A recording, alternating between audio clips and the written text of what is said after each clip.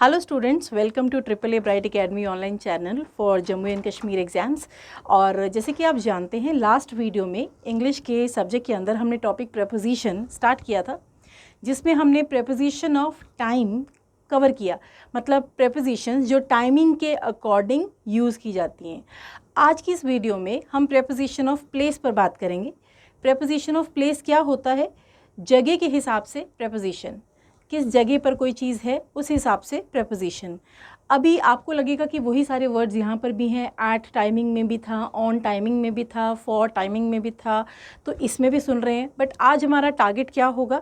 Place position के according we have to choose a correct preposition. ठीक है, so चलते हैं प्रेपोजिशन ऑफ टाइम के वर्ड्स के बारे में। देखिए, पहले ये देखिए, एक पिक्टोरिकल डिस्क्रिप्शन है जो आपको कुछ हद तक प्रेपोजिशन ऑफ प्लेस के बारे में बताएगा।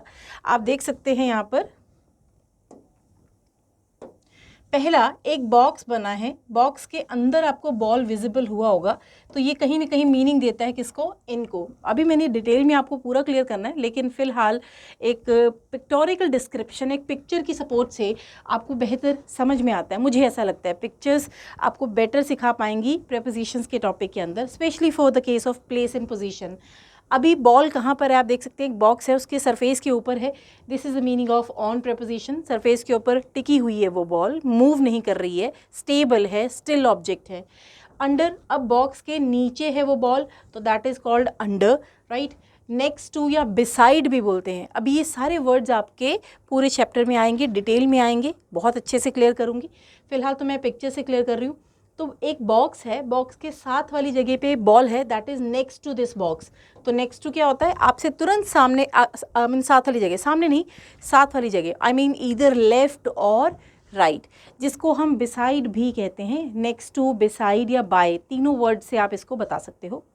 डिटेल में अभी करेंगे, ठीक है। अब आते हैं बिहाइंड। अभी बॉक्स विजिबल है, बॉल थोड़ा थोड़ा विजिबल है क्योंकि वो इसकी बैक साइड पर है, तो इसी वजह से इसको बोलते हैं बिहाइंड।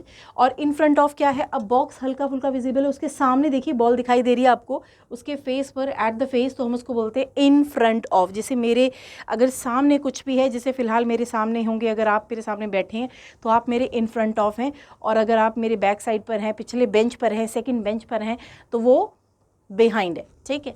तो अभी बिटवीन क्या है? बिटवीन है जब दो बॉक्स हैं, देखिए यहाँ पर, उन दोनों बॉक्स के बिटवीन ये बॉल है, यानी कोई भी ऑब्जेक्ट दो के बीच में होना, डिस्ट्रीब्यूशन भी दो में होना, इस between.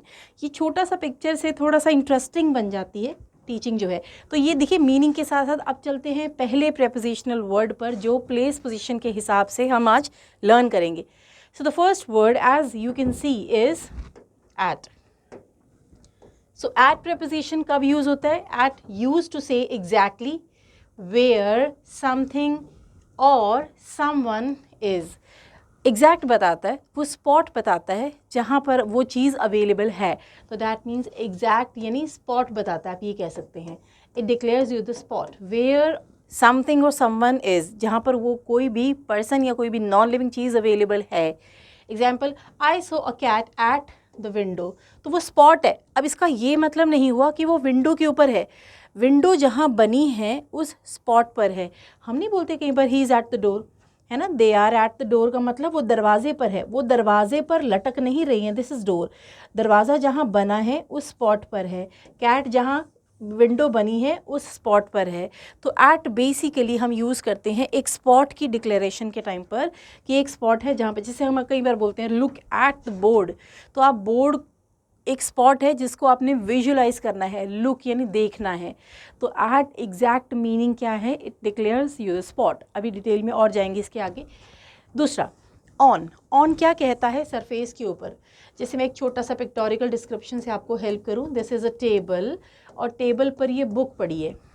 So the book is lying on the table, book is line on the table, तो टेबल पर प्लेस्ड है। अब ये बॉटल है, जो बॉटल भी किस पे पड़ी है? टेबल पर है। तो एक सरफेस के ऊपर एक चीज़ सिचुएटेड हो, उसको हम ऑन से बताते हैं, ठीक है। उसके बाद अंडर क्या है? ओवर का ऑपोजिट है वैसे ही अंडर। ऑन का जो ऑपोजिट होता है, मैं आपको उससे मिलवा दूँ, बीनीथ होता है।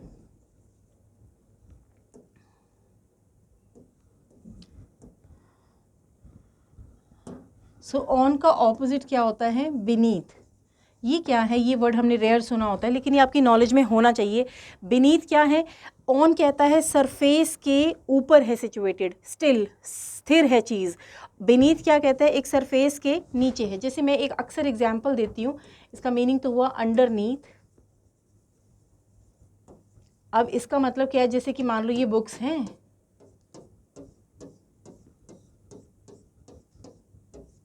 तो इन बुक्स में book A, book B and book C, तो जो बुक ए है वो बुक बी के ऑन है ना, लेकिन बुक बी जो है वो ए के बीनीथ भी है, और इसको हम अंडर भी कह सकते हैं। तभी बीनीथ हम कम यूज़ करते हैं क्योंकि हमारा काम अंडर से चल जाता है। सो बीनीथ क्या कहता है, सरफेस के नीचे। There is a lizard dash the doormat, तो डोरमैट के नीचे कौन है, एक लीजर्ड है। तो कहने का मतलब एक सरफेस के नीचे। Floor is slippery dash my feet, तो मैं यहाँ लिख दूँ अगर बीनीथ, तो इसका मतलब है मेरे पाँव का सरफेस है उसके नीचे जो है फ्लोर, उसकी हम बात कर रहे हैं। तो बीनीथ किसके लिए गया, जो एग्जैक्ट अंडरनीथ था। ये पिक्चर भी आपको ज़्यादा अच्छा बता पाएगी, एक सरफेस के नीचे, फॉर द सरफेस एरिया, उसके नीचे अवेलेबल चीज़ को बीनीथ से बताते हैं। Under, that is an opposite word to over, over का ऑपोजिट होता है अंडर। अंडर क्या है, लोअर देन समथिंग। जैसे जहाँ पर भी वर्टिकल गैप होगा उसके नीचे अवेलेबल ऑब्जेक्ट को हम अंडर से बताएंगे। सो समथिंग एल्स, या मतलब किसी चीज़ के लोअर देन है, अंडर इसको बोलेंगे। There is a dog under the desk, तो डेस्क के नीचे कौन है, एक डॉग है। जैसे ही the cat is hidden under the table, तो टेबल की बात कैसे की जाएगी, टेबल के सरफेस की नहीं, नीचे पड़े ऑब्जेक्ट को टेबल के हम किससे बताएंगे, लेग से। ये जहाँ पर भी ये गैप होगा ना, आप ध्यान रखना वहाँ बीनीथ नहीं अंडर जाता है हमेशा। They are standing dash the roof, तो वो डैश द शेड, तो they are standing under the shade. तो शेड की भी हम पोल्स या पिलर से उसको कंसिडर करेंगे। तो जहाँ पे भी वर्टिकल गैप आ जाएगा, he is standing dash the tree, he is standing under the tree. तो ये वर्टिकल गैप जहाँ पे भी आएगा ना, वो हमेशा अंडर से बताया जाएगा। जहाँ हॉरिजॉन्टल सरफेस के नीचे अवेलेबल ऑब्जेक्ट की बात करेंगे तो वहाँ बीनीथ आ सकता है, वहाँ अंडर भी आ सकता है। लेकिन जहाँ पर भी ये वर्टिकल गैप रहेगा उस केस में under preposition is always valid. So there is a dog under the desk, तो डॉग कहाँ है, डेस्क के नीचे। तो ये अंडर इस लेग्स की वजह से, वर्टिकल गैप की वजह से जा पा रहा है, इसमें बीनीथ बिल्कुल भी एप्लीकेबल नहीं है। सो ऑन का मतलब होता है सरफेस के ऊपर, अंडर का मतलब होता है सरफेस, बीनीथ का मतलब होता है सरफेस के नीचे। अंडर हम तब ले सकते हैं, हम बीनीथ के वर्ड को भी, बीनीथ को भी रिप्लेस कर सकते हैं अंडर से, लेकिन अंडर जहाँ लिखा जाता है वो होता है वर्टिकल गैप। तो एक वर्टिकल गैप जहाँ पर भी रहेगा, जैसे हम एक सीलिंग या रूफ़ के नीचे होते हैं, so under the roof, under the ceiling क्यों कहते हैं, क्योंकि वॉल गैप है उधर, तो वो वॉल का गैप है। तो जहाँ पे भी वो वर्टिकल गैप होगा, वर्टिकल होता है दिस वे, है ना, ये होता है वर्टिकल। जहाँ पर भी वो वर्टिकल गैप के नीचे कोई ऑब्जेक्ट है तो there is under, that is an only preposition to be applied, right. So next पे चलते हैं। आई होप आपको डिफरेंस क्लियर हुआ हो। जो इन प्रेपोजिशन है, इन प्रेपोजिशन जो है एनक्लोज्ड स्पेस के लिए यूज़ होता है। इन टेल्स अस, ये इन है, in tells us the noun is in an enclosed space. Enclosed space क्या होता है, जिसके आसपास में बना हो कुछ, यानी कि सराउंड और क्लोज्ड ऑफ सराउंड और closed of on all side, जो चारों तरफ से क्लोज्ड ऑफ हो, क्लोज्ड हो, बंद हो चारों तरफ से, एनक्लोज्ड एरिया हो। तो basically when something is inside something, जब कुछ भी हो किसी चीज़ के बीच में, that is N in preposition. जैसे कि इन अ बॉक्स, जैसे कि इन अ रूम, जैसे कि इन अ कंट्री। तो she is in her room, my shoes are in the box, she is living in this country. तो in आया for country, city, town, village में अभी detail में बता दूंगी इन, ऑन और एट तीनों का यूसेज। बट एक एनक्लोज्ड एरिया, एक कवर्ड एरिया के लिए हम हमेशा इन प्रेपोजिशन को यूज़ करते हैं। तो जब भी कवर्ड एरिया हो जिसके बीच में कोई चीज़ अवेलेबल शो करनी है तो वी यूज़ इन प्रेपोजिशन। तो एट कब गया था, एट गया था जब आपने एग्जैक्ट स्पॉट बताना हो जहाँ पर कोई भी चीज़ है अवेलेबल, है ना। At declares you an exact spot. और इसके बाद ऑन कब गया, सरफेस के ऊपर, और इसका जो ऑपोजिट है दैट इज़ बीनीथ, जो सरफेस के नीचे अवेलेबल ऑब्जेक्ट को शो करेगा। और अगर मैं अंडर की बात करूँ, दैट इज़ लोअर देन, जिसको हम बोलते हैं, वो वर्टिकल गैप के नीचे अवेलेबल ऑब्जेक्ट्स को शो कर सकता है। इन जाता है इनक्लोज स्पेस के लिए, इनक्लोज्ड एरिया के लिए, the an area that is close from all around यानी कि हर तरफ से, पूरी तरफ, चारों तरफ से बंद एक एरिया को हम इन प्रेपोजिशन देते हैं, राइट। अब देखिए ये जो एट, ऑन, इन हमने तीनों पढ़े हैं, इनकी थोड़ी सी डिटेलिंग मैं करना चाहूँगी, ठीक है। सो एट का मीनिंग हमने समझा, इट डिक्लेयर्स अ स्पॉट, मैं सिंपल भाषा में बता रही हूँ। इन का मीनिंग हमने समझा, इनसाइड, मीनिंग इज इनसाइड, ठीक है। और ऑन का meaning situated,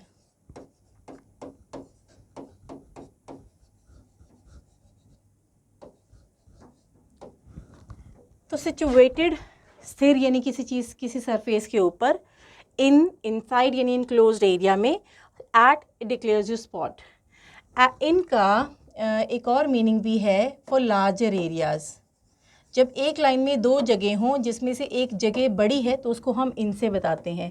eight goes for a smaller areas, ये भी ध्यान रखिएगा, यानी एक लार्जर एरिया है। जैसे अगर मुझे कहना है वो लाइब्रेरी में है, वो स्कूल में है, लाइब्रेरी में। अब इस लाइन में मेरा दो बिल्डिंग, दो स्पेस का, दो जगह का जिक्र हुआ।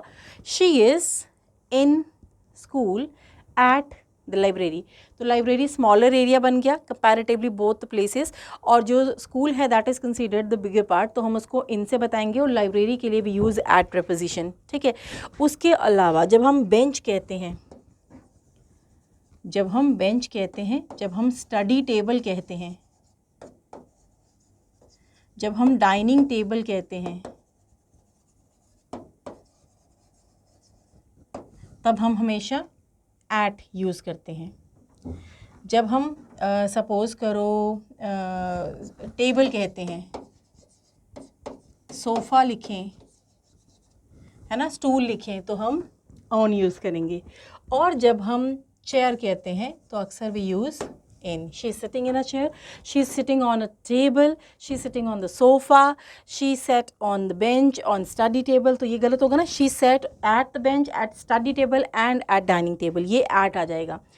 इसके अलावा अगर हम कहें रेलवे स्टेशन,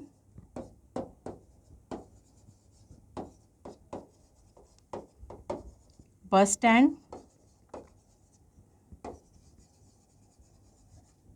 है ना, टैक्सी स्टैंड, या हम बोले ट्रैफिक लाइट्स या traffic signal, right, school, college, university, airport, C port,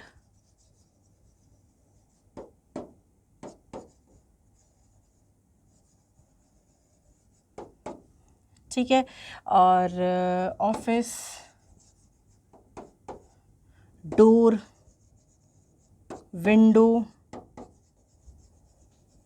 और एट द एंड और at the top, bottom, in words को हम क्या देते हैं, एट, है ना। इन वर्ड्स को हमेशा हम एट के साथ यूज़ करते हैं।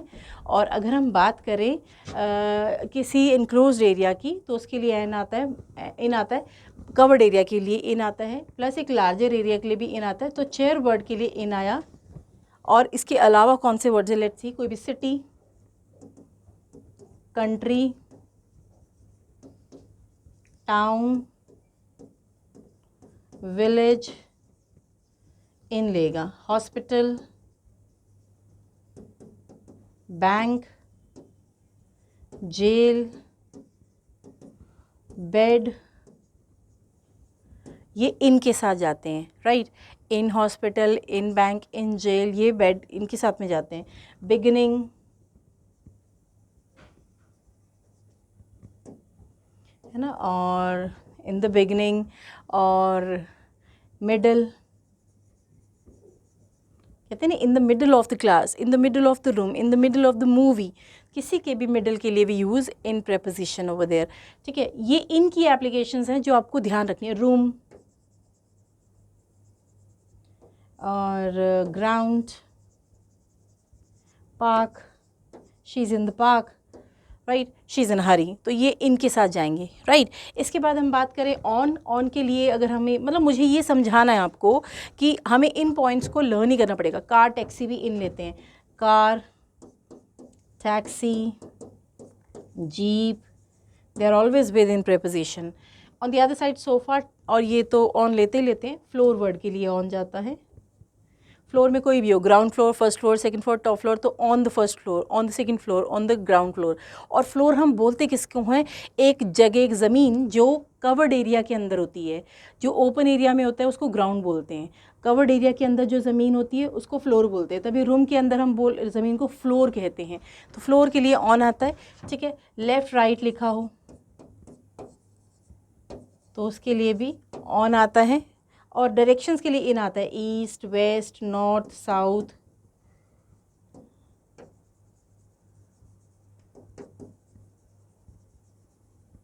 ठीक है, इन डायरेक्शंस के लिए इन आता है। लेफ़्ट राइट के लिए ऑन आता है। हाउ वी यूज़ इट, जैसे हम कहें she is on the left, वो लेफ़्ट पर है, she is on the right, वो राइट पर है। तो राइट और लेफ़्ट डायरेक्शंस को हम किससे बताते हैं, ऑन से। ऑन प्रेपोजिशन यूज़ होता है। कोई भी हैंगिंग्स हो, लटकाने वाली चीज़ें हों, जितनी भी लटकाने वाली चीज़ें हैं उनको हम ऑन से बताते हैं। हैंगिंग्स के लिए भी ऑन। हैंगिंग्स कहाँ होती हैं, वॉल पर। हैंगिंग्स कहाँ होती हैं, डोर पर। हैंगिंग्स कहाँ पर होती हैं, रूफ़ पर, यानी कह लीजिए सीलिंग पर, है ना। तो जितनी भी हैंगिंग्स होती हैं, जैसे there is a wall clock on the wall, my name plate is hung on the door, there are many bulbs on the ceiling. तो जितनी भी लटकी हुई चीज़ें होती हैं ना, लटकाई गई चीज़ें होती हैं, उनको हम ऑन से बताते हैं। वैसे डोर एट लेता है, ही is at the door, eight the window, but अगर डोर और विंडो पर भी कोई हैंगिंग्स की बात करेंगे आप तो वो ऑन आएगा वहाँ पर, ठीक है। ये सब चीज़ें आपको ध्यान रखनी पड़ेंगी, या इस तरह की और भी एप्लीकेशंस पर फोकस करना पड़ेगा कि इन सब के साथ में इन, एट, ऑन में से ये सब डिफरेंस चलते हैं। अच्छा, जो पब्लिक व्हीकल्स होते हैं, जैसे मैं यहाँ लिख देती हूँ, बस, train, ship. So bus, train, ship, plane, ये पब्लिक व्हीकल्स जो होते हैं इनको भी हम क्या देते हैं, on. She is on a bus, she is on a plane. Car, taxi, cab के लिए हम क्या यूज़ करते हैं, जीप के लिए हम क्या यूज़ करते हैं, इन, ठीक है। तो ऑन प्रेपोजिशन, एट या इन प्रेपोजिशन के कुछ पॉइंट्स ऐसे होते हैं जिनको we have to keep them in our mind, हमें उनको अपने दिमाग में रखना पड़ेगा। और वो चीज़ें लर्निंग का पार्ट है, वो आपको लर्न करनी ही पड़ेंगी। अगर आप उनको लर्न नहीं करेंगे तो आप हमेशा हर्डल्स फेस करेंगे। तो मैं कोशिश करूँगी कि एक्सरसाइज भी ऐसी रखूँ जिसमें ये सब चीज़ें आ जाएँ, तो आपको ये दिक्कत नहीं आएगी, राइट। आई होप आपको इस पार्ट से हेल्प मिले, आपको समझ में आए मैं क्या समझाना चाह रही हूँ कि इन, एट, ऑन का एक बेसिक मीनिंग है, लेकिन उसके अलावा भी कुछ एक सिचुएशन ऐसी होती हैं जिसमें इन, एट, ऑन को आपको लर्न करना पड़ेगा। इन सिचुएशंस में इन, एट, ऑन जाता है, ये याद रखना पड़ेगा। चलते हैं नेक्स्ट की तरफ, and next is between. So between and among, आपने, you must have heard these words in your school days, आपने स्कूल डेज में ये वर्ड्स सुने होंगे। तो जो बिटवीन होता है, बिटवीन होता है वो दो के लिए यूज़ होता है, अगर आपको मालूम हो तो बिटवीन दो के लिए यूज़ होने वाला है। दो हमें स्कूल में बताया जाता है, जब आप डिस्ट्रीब्यूशन करेंगे तो दो में डिस्ट्रीब्यूशन को आप बिटवीन से बताएंगे। जैसे something is in middle of two objects, और व्हेन वी डू डिस्ट्रीब्यूशन कह लीजिए, डिस्ट्रीब्यूशन बिटवीन टू ऑब्जेक्ट्स या टू आइटम्स, टू पर्सन्स, तब भी हम बिटवीन यूज़ करते हैं। तो जब दो चीज़ों के बीच में कोई है, जैसे कि आप देख सकते हो एक कैट ये है, and there is one more cat, बेचारी का कलर थोड़ा सा लग रहा है डार्क होने की वजह से, इट सीम्स वेरी लाइटर, तो let me draw it for you. I hope अब आपको ये कैट दिख गई हो। तो यहाँ पर दो कैट हैं जिनके बीच में एक माउस है, तो between two object, something is there between two objects, तो ये बिटवीन होता है। और जो अमंग है, in the company of three और मोर देन दैट, अमंग तब यूज़ होता है जब आप कहना चाह रहे हो दो या दो से ज़्यादा, तीन या तीन से ज़्यादा, ये कह सकते हैं हम। सो एग्जाम्पल देखिए, there is a mouse between the cats and the king is among his soldiers.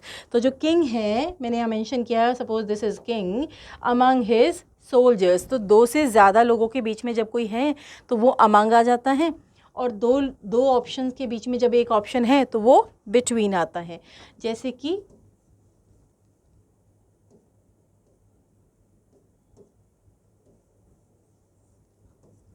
So this is one box और दूसरा बॉक्स भी बनाते हैं।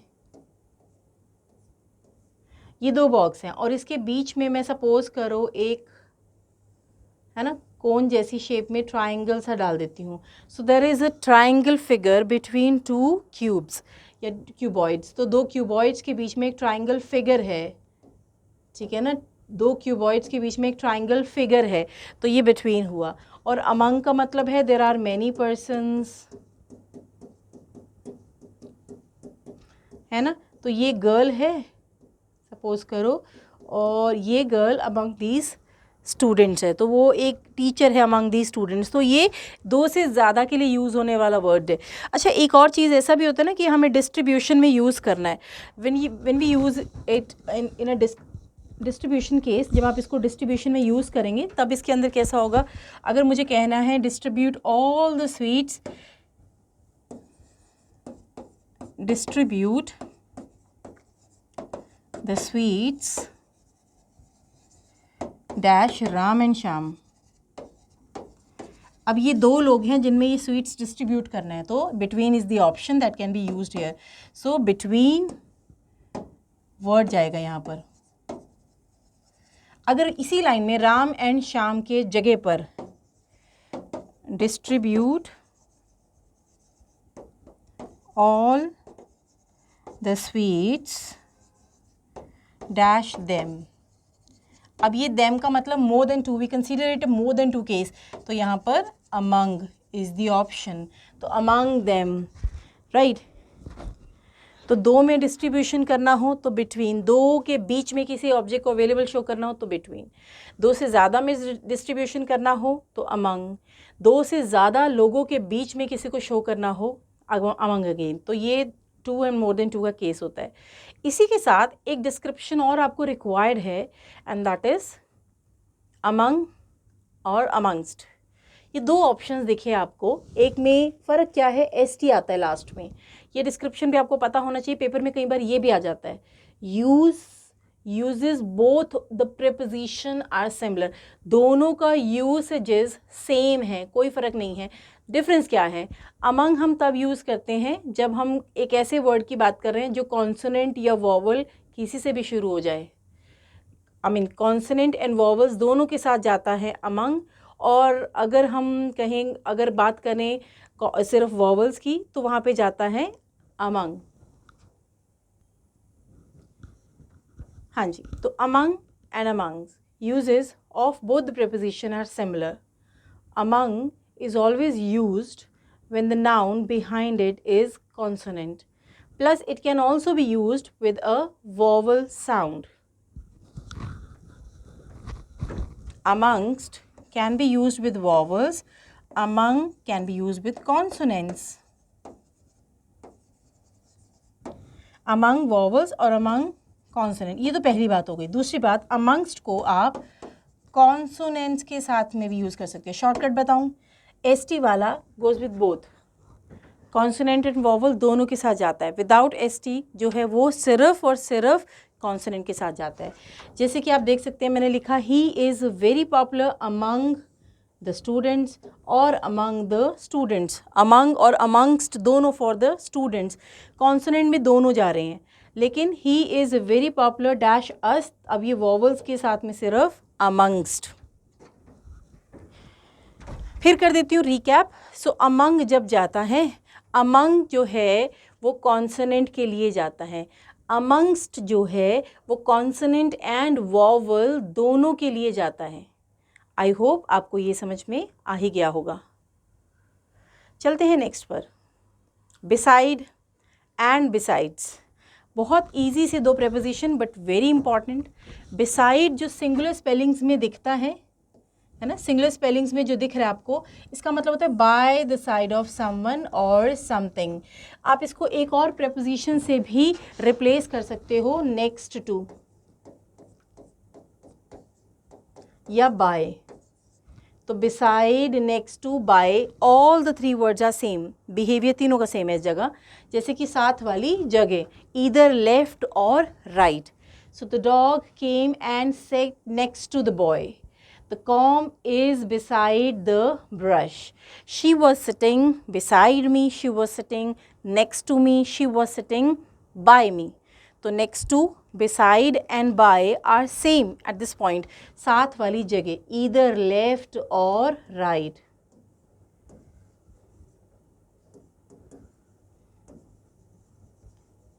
तो कोई भी चीज़ है जो आपके या तो लेफ़्ट पर है या आपके राइट पर है. बट थोड़ी देर पहले मैंने आपको लेफ़्ट राइट के लिए यूज़ करना बताया था. अगर हम कहते हैं ही is sitting dash left, he is sitting,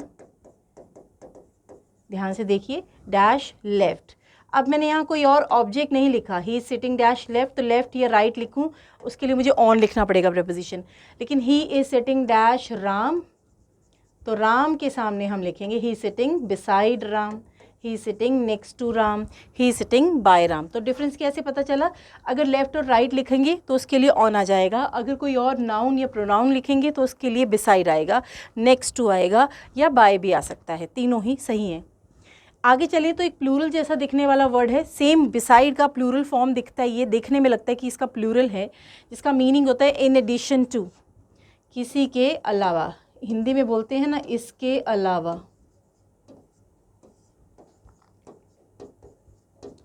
तो इसके अलावा, इन एडिशन टू, राइट. तो besides planning the trip, she is also getting the tickets. Trip plan करने के अलावा वो टिकट्स भी ला रही है. ठीक है. दूसरा, he has done MSc mathematics besides B.Ed. तो उसने MSc मैथमेटिक्स, B.Ed के अलावा उसने MSc मैथमेटिक्स भी किया हुआ है. तो एक के साथ दूसरे को ऐड ऑन करता है प्लूरल वाला जो प्रेपोजिशन है बिसाइड्स. और बिसाइड जो सिंगुलर है वो साथ वाली जगह की बात करता है, जिसको आप नेक्स्ट टू भी कह सकते हैं, जिसको आप बाय भी कह सकते हैं. लेकिन अगर कभी एक नाउन या प्रोनाउन की जगह पर वहाँ लेफ़्ट या राइट लिख दिया जाए ना, तो बिसाइड कभी नहीं लगेगा, फिर वहाँ पे हमेशा ऑन लगेगा for left and right terms. तो एक बार देख लीजिए प्लीज़, फिर उसके बाद चलते हैं नेक्स्ट पार्ट ऑफ प्रेपोजिशन पर. So beside, next to, by, all are same. जब आप लेफ़्ट एंड राइट, लेफ़्ट या राइट के सामने लिखेंगे तो ऑन आ जाएगा. जब आप साथ वाली जगह की बात करेंगे for other cases we take beside, next to और बाय. बिसाइड्स जो कि इसी का प्लूरल जैसा फेस नज़र आ रहा है, वो उसका मकसद होता है इसके अलावा, यानी कि एक चीज़ के साथ दूसरे को ऐड ऑन करता है. जैसे कि आप देख सकते हैं, ट्रिप प्लान करने के अलावा वो टिकट्स भी अरेंज कर रही है, और B.Ed के अलावा उसने मैथमेटिक्स में MSc किया हुआ है. तो ये एक के साथ दूसरे को इंक्लूड करता है, ऐड ऑन करता है. ठीक है. चलते हैं नेक्स्ट पार्ट की तरफ. Behind, in front of. Behind is always back side. जैसे मेरा फेस आपके साइड है फिलहाल, तो जो मेरी बैक साइड पर बोर्ड है, तो बोर्ड इज़ बिहाइंड मी, है ना. Screen is behind me. तो बिहाइंड का मतलब होता है एट द बैक और ऑफ समथिंग, किसी के भी पिछली जगह पर, बैक साइड पर. This dog still sat behind the chair. अब देखिए, चेयर के पीछे ये डॉग अवेलेबल है, तो ये बिहाइंड है, एट बैक साइड, राइट, पिछली सीट पर. और in front of means further, forward, then someone और समथिंग, किसी के. अब मैं इसको सिंप्लीफाई करूँ, एट द फेस. जैसे मैं अभी कह सकती हूँ कि आप लोग अगर मेरे सामने हैं तो आप, मैं कहूँगी you are in front of me, तो मेरे आप फेस के सामने हैं. तो अगर मैं कहूँगी you are behind me, you are sitting behind me, तो वहाँ आप मेरे बैक साइड पर अवेलेबल सीट पर हैं. तो कहने का मतलब इन फ्रंट ऑफ जो होता है एट द फेस है. The cat was in front of the fire place. अभी फायर प्लेस है और इसके सामने आप देख सकते हैं ये कैट है. इन front of the fire place का मतलब किसके फ्रंट पर है? फायर प्लेस के फ्रंट पर कैट है. कैट का फेस किसी भी डायरेक्शन में हो सकता है, तो जिसके भी सामने इन फ्रंट ऑफ लिखेंगे उसके फ्रंट पर है वो ऑब्जेक्ट, राइट. तो बिहाइंड मतलब at back side, in front of मतलब एट द फेस. सो आज के लास्ट प्रेपोजिशंस को लर्न करते हैं. Up and down means to in a high और इम्पॉर्टेंट प्लेस और डिग्री. अप मतलब in a high level, higher level पर, या इम्पॉर्टेंट प्लेस पर, या अप इन अ डिग्री. जैसे कि पुल योर सॉक्स अप, तो आप पुल करेंगे अपवर्ड्स. सिंपल भाषा में कहूँ तो अपवर्ड्स. या ये इंक्रीजिंग ऑर्डर में दिखाता है. जैसे कि आप देख सकते हैं बॉल अपवर्ड्स है. अप द स्टेयर्स का मतलब है ball from this point two the upper point जा रहा है, तो this is up. Right. He went up the stairs, तो वो यहाँ से डाउन पॉइंट से अपवर्ड्स जा रहा है। अप का मतलब एक पॉइंट से डाउन पॉइंट से अपवर्ड्स, तो ये मूवमेंट को डिमांड करता है। जैसे पुल करने में सॉक्स भी मूव करनी पड़ेंगी आपको, और नीचे से सीढ़ियाँ चढ़कर ऊपर जाना है तब भी आपको नीचे से ऊपर जाने के लिए मूव करना पड़ेगा। तो अक्सर ये अप और डाउन जो है वो उस वर्ब के साथ जाते हैं जिसमें मूवमेंट होती है। ऐसे नहीं आप कह सकते देयर इज़ अ, जैसे कह लीजिए there is a switch board up the window, वो गलत है। फिर वहाँ अबव जाता है। अबव क्यों? क्योंकि वो स्थिर है, विंडो भी और स्विच बोर्ड भी। अगर आप सीढ़ियाँ चढ़कर ऊपर जा रहे हैं, अगर आप एक हाइट पर जा रहे हैं फ्रॉम डाउनवर्ड्स टू अपवर्ड्स, तो जो गो, कम, वेंट, ये जो वॉक, ऐसी वर्ब्स होती हैं ना जिसमें आप मूव करते हैं, उनके साथ अप लिखने का मकसद होगा from downwards to upwards. She went up the hill, she went up the stairs, तो वो फ्रॉम डाउनवर्ड्स टू अपवर्ड्स। इसी प्रेपोजिशन का ऑपोजिट है the last word down. Means from a higher part to a lower part. वो कहता है from a higher part to from a lower part to higher part, है ना, from a lower part to higher part.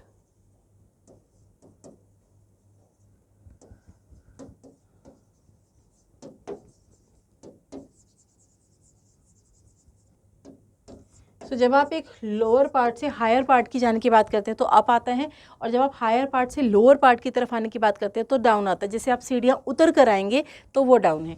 तो जैसे कि the rain came down, तो rain upwards to downward जा रही है। We ran down the road, तो रोड पर आप भी किसी तरफ से डाउनवर्ड्स हैं। He went down the stairs, तो ये बॉल की डायरेक्शन दिस वे है, राइट। तो जब आप एक पॉइंट से अपवर्ड जाएंगे तो that will be a preposition. There must be a verb जिसमें movement from downwards to upward show की जा सकती हो। और डाउन प्रेपोजिशन को हम तो जैसे शी फेल डाउन, तो फेल डाउन में भी वो पर्सन किसी सरफेस से डाउनवर्ड जा रहा है, तो इसीलिए शी फेल डाउन, राइट। तो अब नेक्स्ट वीडियो में हम कुछ नया सीखेंगे, लेकिन हाँ ये होगा कि प्रेपोजिशन अभी हमारा गोइंग ऑन है, इसी का ही नेक्स्ट पार्ट कवर करेंगे। आई होप आपको आज के सारे पॉइंट्स क्लियर हो गए हों, और नेक्स्ट वीडियो में कोशिश करेंगे हम एक्सरसाइज पे करें थोड़ा बहुत, और नहीं तो लास्ट में मैं एक्सरसाइज ज़रूर करवाऊंगी प्रेपोजिशन की आपको, जिससे आपको इम्प्रूवमेंट फील होगा। नहीं तो आपने खुद भी एक्सरसाइज करना है, जिसके वजह से ही कॉन्फिडेंस आना है आपको, ठीक है। सो प्रेपोजिशन ऑफ प्लेस के रिमेनिंग वर्ड्स को हम नेक्स्ट वीडियो में देखेंगे, नेक्स्ट क्लास में देखेंगे। That is all for today. Thank you and have a great day.